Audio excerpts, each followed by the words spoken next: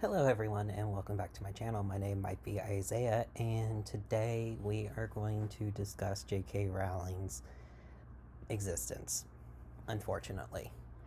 If you have somehow avoided the news, most recently on December 12th when the new Fantastic Beasts trailer dropped, Rowling also dropped a wonderful farce of a tweet in which I will read now.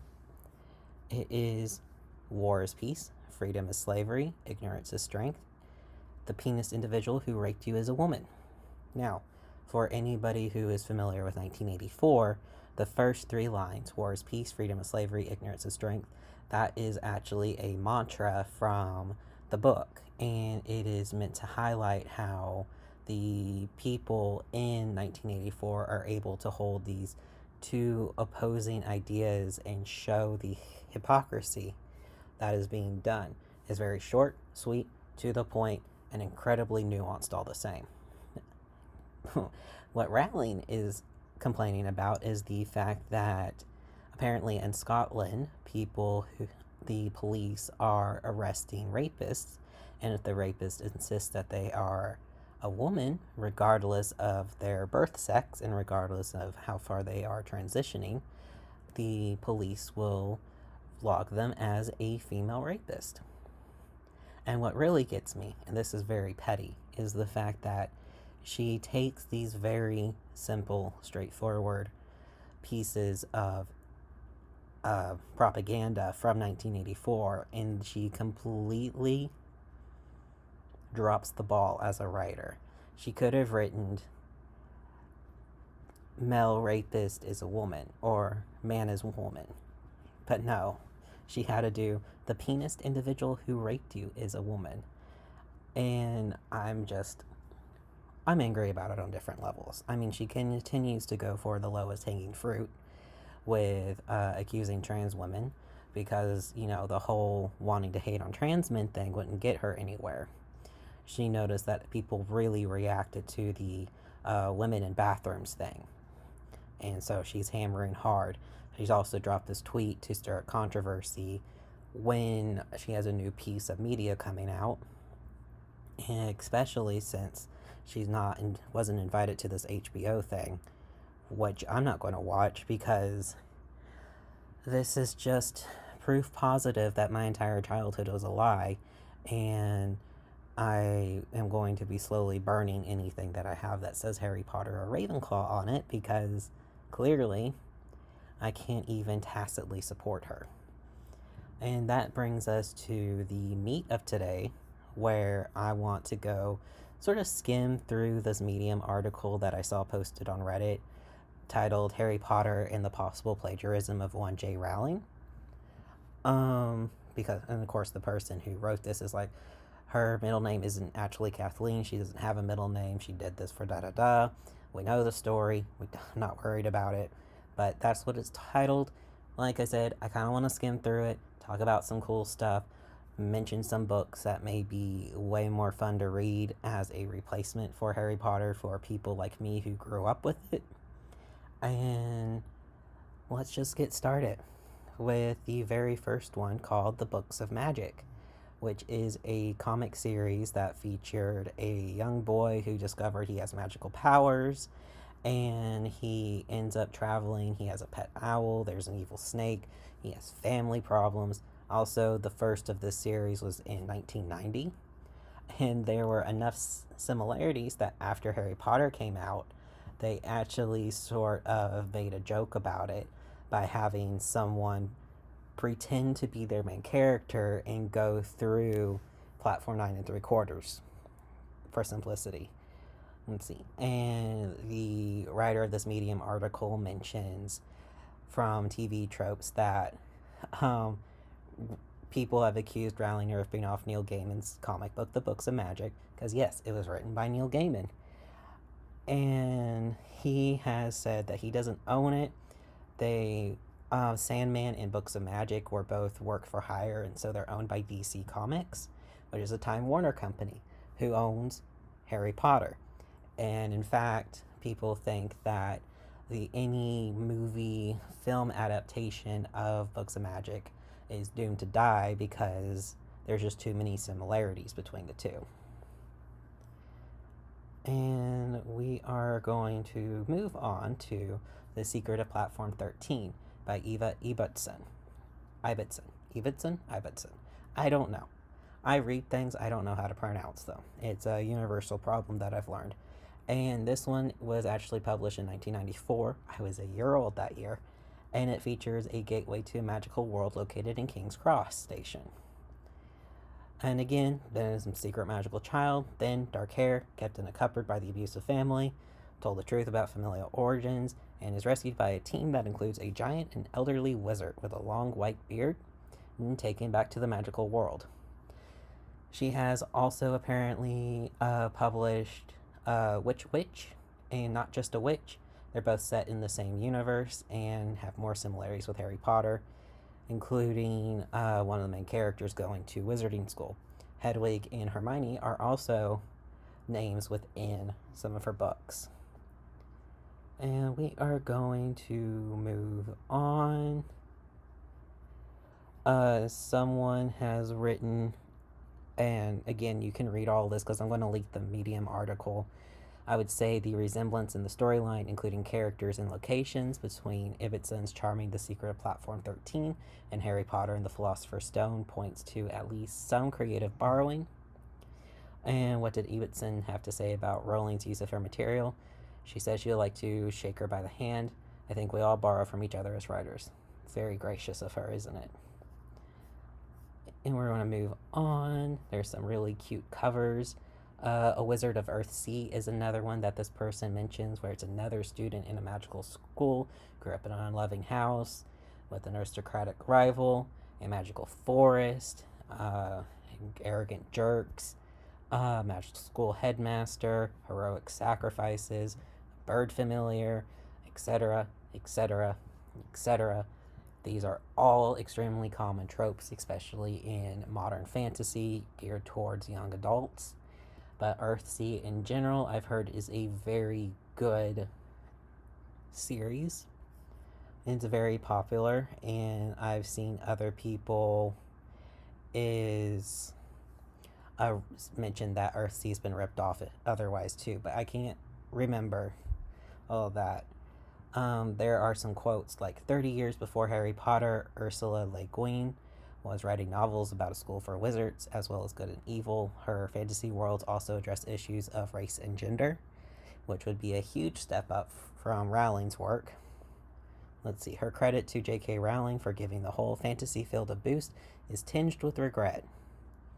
She could have been more gracious about her predecessors. My incredulity was at the critics who found the first book wonderfully original. She has many virtues, but originality isn't one of them. That hurt. Oh. Okay. That does hurt. I didn't read that when I was first reading through this. I ended up skimming through some of this, and wow. That's a deep cut. Let's see. The Worst Witch is mentioned. It is a story from Mildred Hubble, and she actually wrote the first novel in 1974 when she was 18. We San, a young, passionate queen. It was written almost 20 years before the first Harry Potter book, and the movie was made 15 years before Harry Potter was filmed. It's a young girl this time in a boarding school for witches, an ancient castle surrounded by an enchanted forest. The author's not Mildred Hubble, it's Jill Murphy. Oh my god. Mildred is the main character. Jill Murphy is the writer. And from what I've seen, Jill Murphy isn't super pleased about the similarities between the two. And looking at this, The Worst Witch has 6 volumes published in 1974, 1980, 1982, 1993. Hey, that's when I was born, 2005, and 2007. So she's at least more prolific at this point than George R. R. Martin. Continuing to go down, there's talks about the fact that the potions professor looks very similar to Snape, or vice versa. The headmaster is bespectacled, white-haired, benevolent, and loves to use sweets. The rival is pretty much just the female Malfoy, and there's even a Gilderoy Lockhart in the Worst Witch. Let's see. There is something that is a fun quote from Murphy, who is the writer, not Mildred. Who Mildred is the character. This is as close as Murphy comes to referring to the oft-noted similarity between the Wizarding World of J.K. Rowling's Harry Potter series, the first of which appeared in 1997, and that of Mildred Hubbell's Witches. When pushed on the subject, she will only say politely, "I don't talk about that. It would be nice, I suppose, if people would say thank you, but you have to be gracious." And that's from Telegraph in 2019. Whew.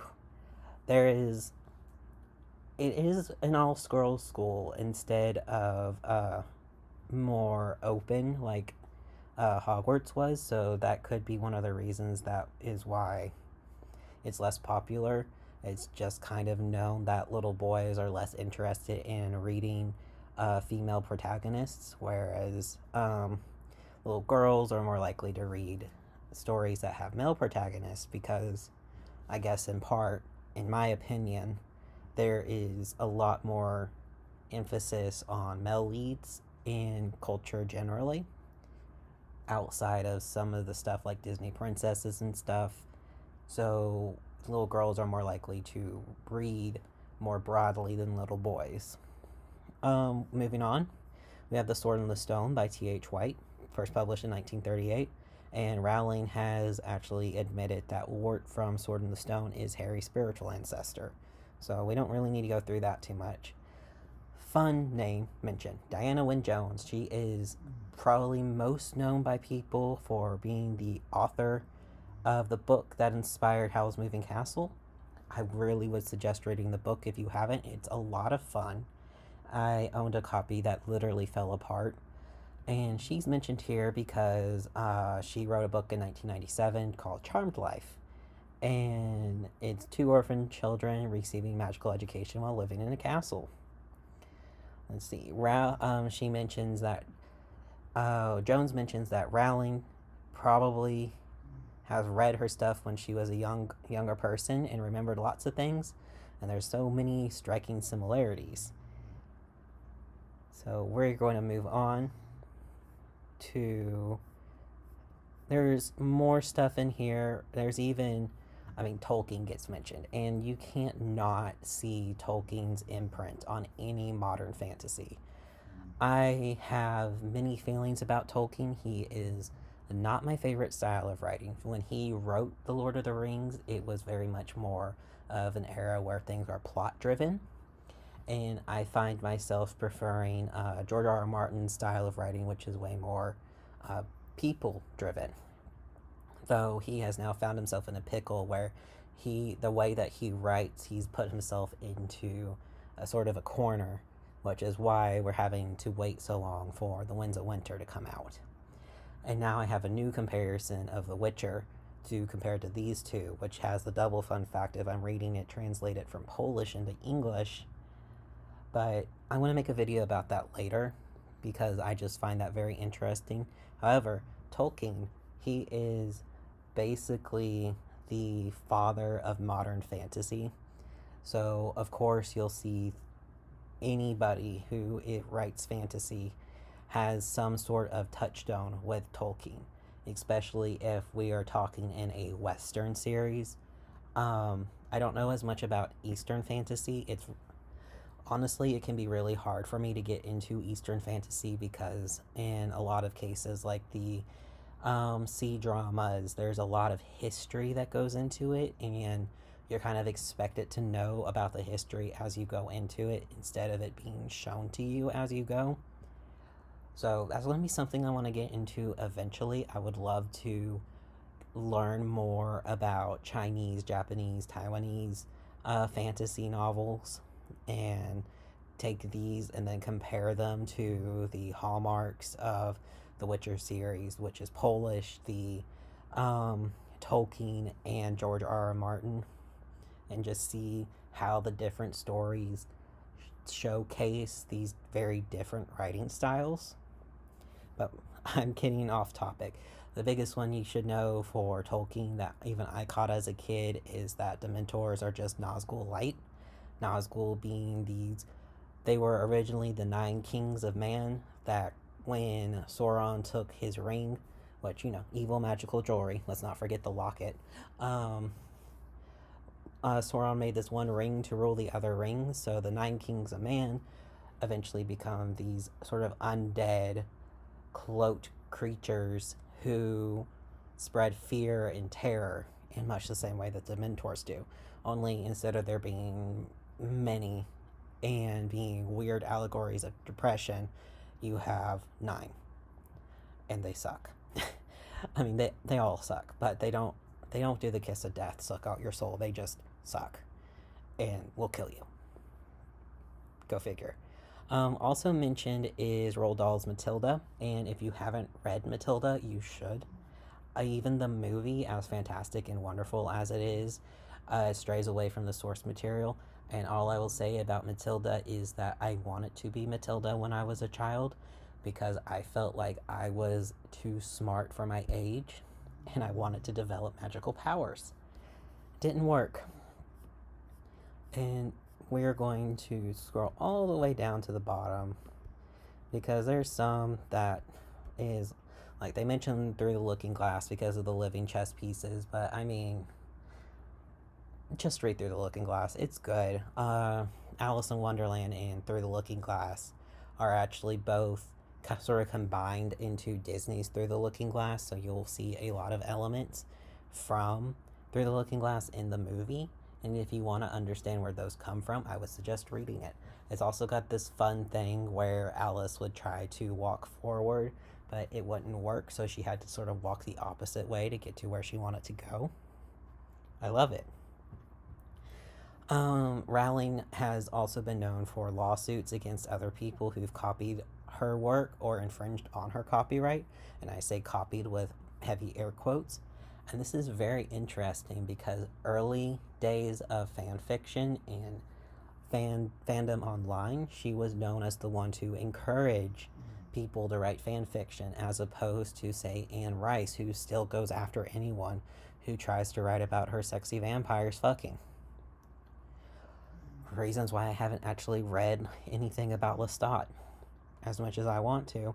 I feel like I can't support a creator who is such a piece of shit. So there are two pieces of vampire media that are super popular that I'm not into for reasons that are not vampire related. It sucks. Anyway, so she has sued Dmitry Yemitz for Tanya Grotter, even though this is more of a Russian folklore thing that's completely absent from Harry Potter. The main character is a girl who looks nothing like Harry. The series is more feminist than Harry. It just has very general plot elements that's similar, that people are like, oh, this is obviously derivative, even though we've just looked, there's a whole list of things that are very obviously the same. Also, the cover is badass. Go look at it. There's literally a violin coming at you from the cover. I love it. And apparently, this is banned in Europe. The book is banned in Europe because of Rowling, which is insane because she's complained about people banning Harry Potter from other books. She's also tried to sue RDR Books to stop them from publishing Stephen Vander Ark's The Harry Potter Lexicon. And actually, she got called out by Orson Scott Card.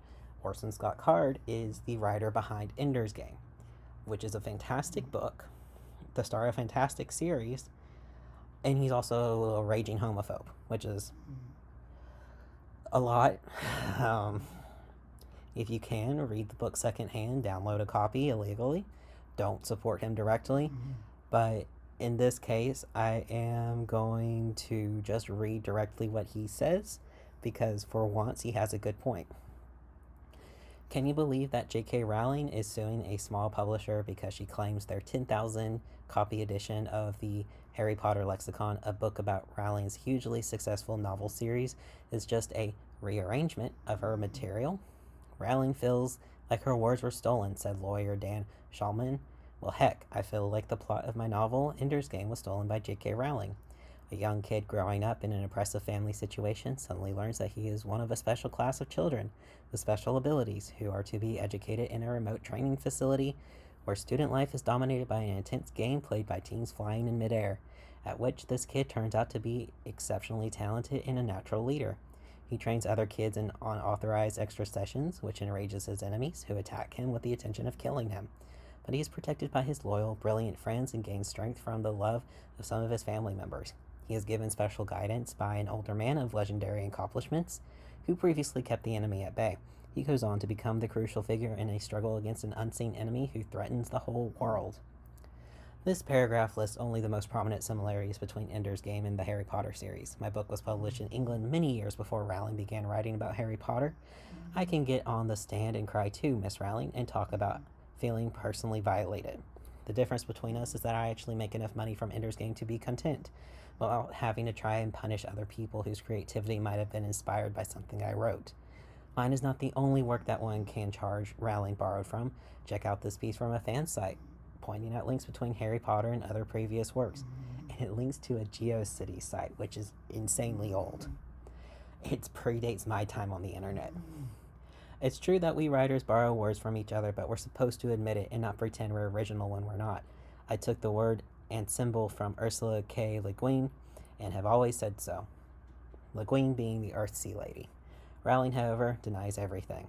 If Stephen Vander Ark, the author of Lexicon, had written fiction that he claimed was original when it was actually a rearrangement of ideas taken from Harry Potter books, then she'd have a case. But Lexicon is intended only as a reference book for people who have already paid for their copies of Rowling's books. It certainly falls within the realm of scholarly comment. And I am going to just finish because it goes long. It talks about how Rowling claims that her creative work is being decimated now that the Harry Potter series is over. And I mean, I'm going to finish it with this. We have been know about the fact that she cannot let Harry Potter go. I mean, let's just look at everything that's happened since. There's all the crazy shit that she's posted on Twitter about Harry Potter. The whole wishing that she had gotten Hermione with Harry, or that Hermione hadn't married Ron, including all that stuff that happened in The Cursed Child that just... I feel so sorry for Hermione and Ron. They were a ship that I cared for very deeply from the start.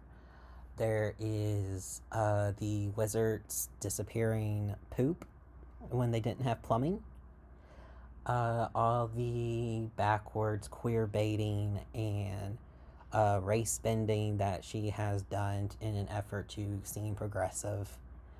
The just everything.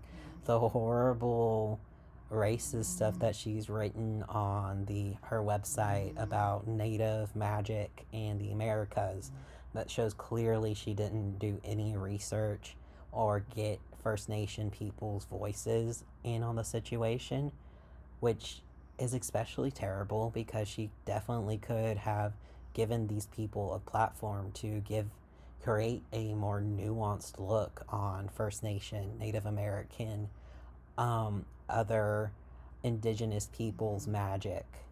Like, how cool would have that been? In fact, I may end up trying to research to see if there's any, like, indigenous African, indigenous American, indigenous Australian authors who have created their own fantasy series, because that would be sick.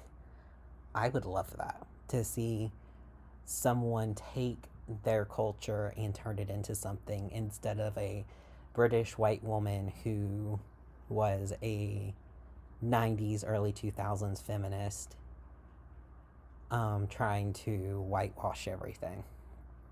But yeah, this is going to be the end of it. I don't support Rowling. Seriously, if you are wanting to watch anything Harry Potter or play the games or anything, try not to. Instead, make videos, make articles, make media that talks about all the shit that she's pulling. That talks about how she's being transphobic, how she's whitewashed everything, how she pretends to be progressive but can't even make Warner Brothers have Dumbledore be gay, because Harry Potter at this point is too big to fail. Even if we try our best to boycott it, she could have made Dumbledore be explicitly gay for once, and she didn't. Just don't support her, critique her, keep calling her out, and yeah, y'all stay hydrated. Check out some of these other books. I'm definitely going to. Like I said, I'm reading The Witcher right now. I just finished the first book. I have feelings about it, and I may talk about them later on. But in the meantime, y'all stay safe, stay hydrated, and I'll talk to y'all tomorrow. Bye.